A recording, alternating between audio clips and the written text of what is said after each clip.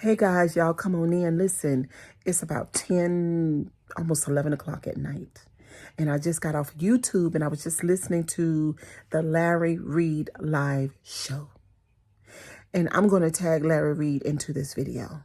I just listened to that video, y'all. It was a lot going on the video. Now, I don't know if some of you guys know, but Bishop Jakes has been accused of grooming the prophet Manasseh. And grooming means that basically you become close to somebody and you befriend them and you introduce them to your friends and you validate them, and you know what I'm saying, you do all of what you need to do to get this person to trust you, while you conceal the fact that you're trying to get close to them sexually, you know. So he's being accused of that. But Larry Reed did the video tonight, and he's saying that there's another person.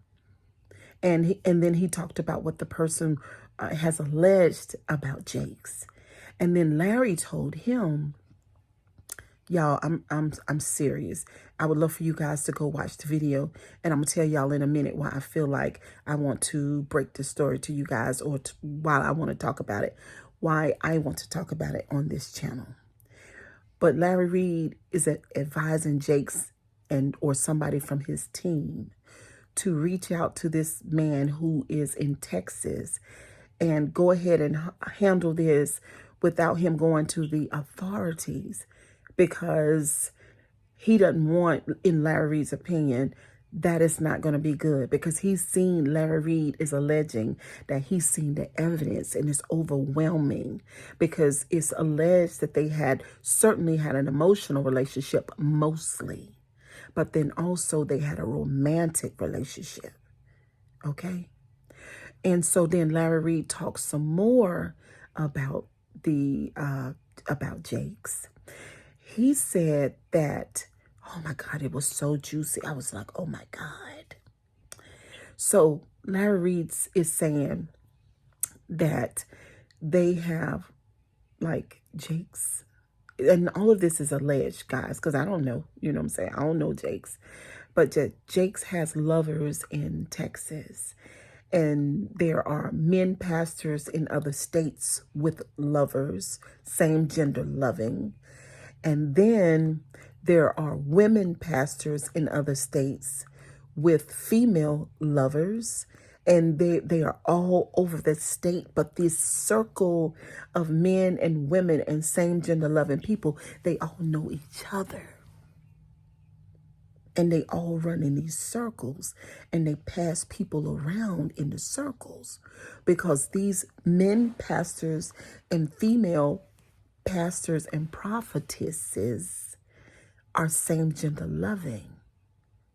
That's what Larry Reed is saying. He's also saying, I hope y'all can hear me good, because I don't want to talk too loud because my daughter is still up, you know what I'm saying? But not that she can't hear this, because she, you know, she's on the channel. But what he's saying is that it's sort of like a seg ring. Y'all hear her? She probably on TikTok.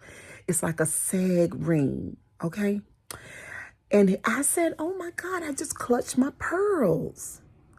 Because Larry is saying that this is like, it's a big circle, and they all do this, and they know about each other. Now, let me just tell y'all for a minute, because I know it's been so much going on the YouTube streets about this content creator that I've been talking about. But this is not that. This is something completely different. This is a deeper level, okay? So let me tell you, in my opinion, this all ties into Carlton Pearson. I just want you guys to know that for the last 10 years, I have been listening to Carlton Pearson's videos, and all of his videos that I think Howard University asked Bishop Carlton Pearson to allow them to put his videos that he had done on YouTube and some of his other work, to put it in their archive in Howard. University. And he said, absolutely. But most of those videos, and it's a lot of them, I've listened to them already because I've been listening to him for the last 12 years. But I've been aware of Carlton Pearson years before that. So the Azusa Street stuff, I don't know much about that. But all of the videos that he did once, he called himself a Metacostal, and he was dealing with inclusion and all of that stuff. I know about that stuff, okay? Because I've listened to those videos. Now, let me tell y'all something. And like, again, I'm a tag Larry Reed Live because I want, and maybe the King of Jives, because I want some of those people to listen to this, to my content. And most of what I say, they already know. And for the people that are here in the sector where I am, hopefully I'm educating you guys, and you'll know in a minute why I'm talking about this and why I feel like you guys should know this. So Bishop Carlton Pearson was a phenomenal preacher, a traditional Pentecostal preacher who went to Oral Roberts University and learned ministry on another level, but he came from the Pentecostal church. Okay. So somewhere along the way, Bishop Carlton Pearson, and you like, sure, why are you telling us this? Just listen for a minute. Bishop Carlton Pearson had a revelation, and that's how he says it, that God had told him that hell wasn't real and that God accepts same gender loving people, that he's not going to put anybody in a hell, right? And so then Bishop Carlton Pearson, was thrown out of Christendom and named a heretic for this type of talk. Now, what I found out lately, like within the last year or two, is that when Bishop Carlton Pearson had to answer to the bishopric, and most of y'all know what I'm talking about, that group of the preachers, the elders from the Church of God in Christ, when he had to answer to them as it relates to same gender loving and God not condemning same gender loving people, and the idea that hell doesn't exist. Nobody's like going to hell. When he had to let them to answer to that, and then they deemed him a heretic, while he was standing there, this is what I want you guys to focus on, because this is what goes with my channel. While he was standing there talking to them, and while they were deeming him a heretic, he knew that some of them were same gender loving. He knew that some of them were men who liked dang-a-lang every now and again, and that they were indulging in that lifestyle that their Bible taught against. Okay? So, him knowing that, though, he took what they passed down to him, which was deeming him not fit for church. And then they went beyond that, put it in a Christian magazine, and then asked people not to allow him to preach in their churches. Therefore, as a result of that, he lost his ministry, he lost his money, he lost his association with his friends, and he was ostracized and put down and lonely. Then he got sick, and you know, all that stuff that happens when people blackmail you, sort of like. Okay, so at this point, you know, the same gender loving churches, like the gay churches, they reached out to him and began to love on him. And then also the churches who were teaching inclusion, they reached out to him.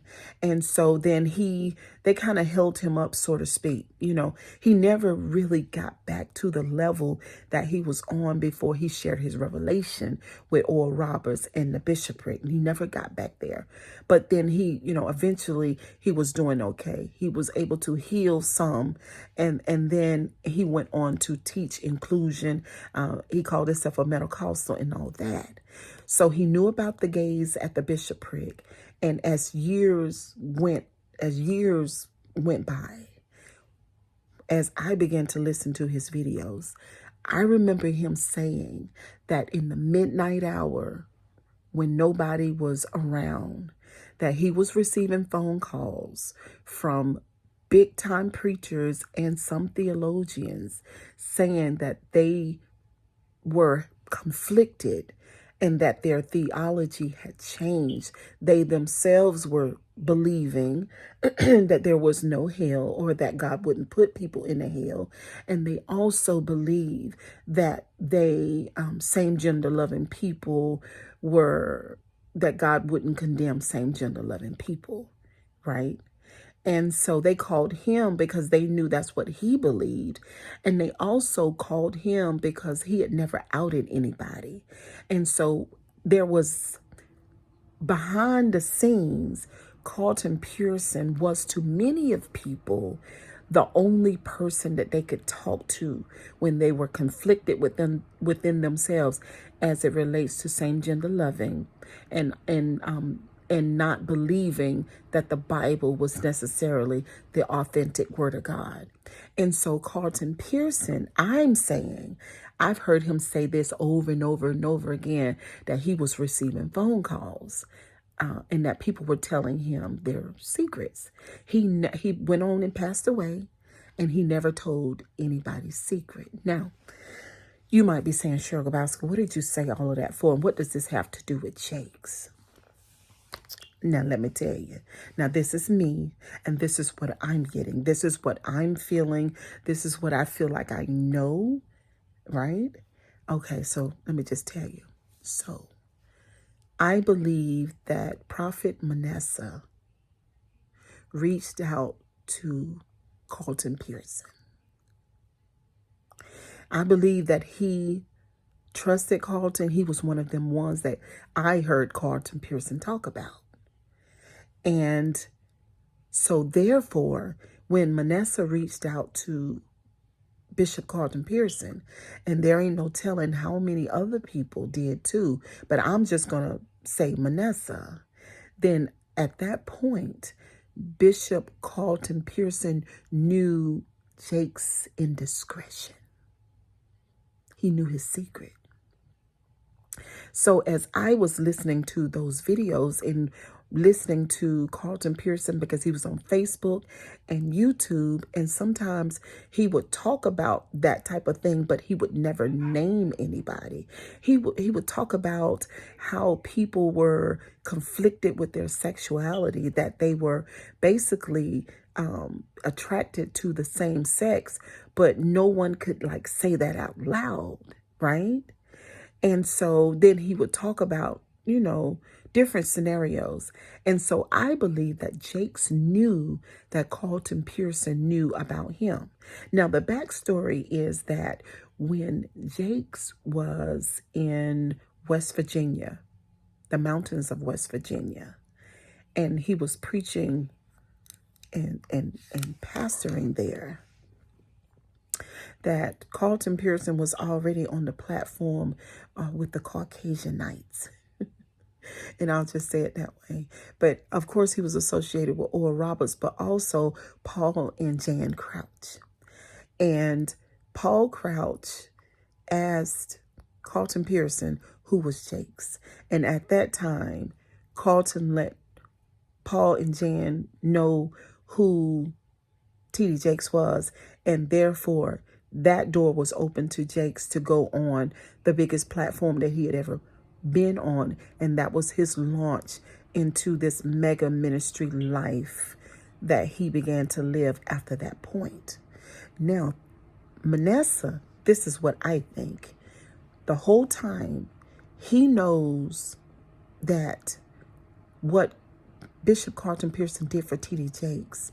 Now, Bishop Carlton Pearson is dying. We all know that. He was on social media, on Larry Reed Live's platform. We watched him sickly. We watched him confront death head on. There was nothing about him that changed. He still didn't believe that hell was real. He still couldn't authenticate the Bible. He still believed that God loved same gender loving people. He still knew Jake's secret and didn't say anything. And while he was dying and our hearts was breaking and everybody was waiting for Jakes to say something, and Larry Reed was on his platform saying, nigga, what's up? You're not going to say anything? Like, we're waiting for you to say something. Meanwhile, Larry knows about Jake's indiscretion too. Carlton and maybe a couple more people, but nobody is saying anything. But listen, guys, this is what I think. As Carlton Pearson got closer and closer to transitioning, and everybody is waiting for Jakes to do what was right. Meanwhile, this is how I see it. Jakes hated Carlton Pearson for knowing the truth about him. Jakes hated Carlton Pearson because Carlton Pearson had more character in his pinky finger than Jakes had in his whole body. And even though Carlton was accused of being a heretic, he wasn't same-gender loving. Nobody accused him of that. And so Jakes, in my opinion, this is how I see it, hated Carlton Pearson. He wanted him to go ahead on and die so that that secret would die with him, because he could have ended Jakes a long time ago. But that wasn't in his character. If it was me, I would have. Absolutely. 1000% I would have. Right? But he did not. But what Jakes didn't realize is that the love, the loyalty, and the respect that these people,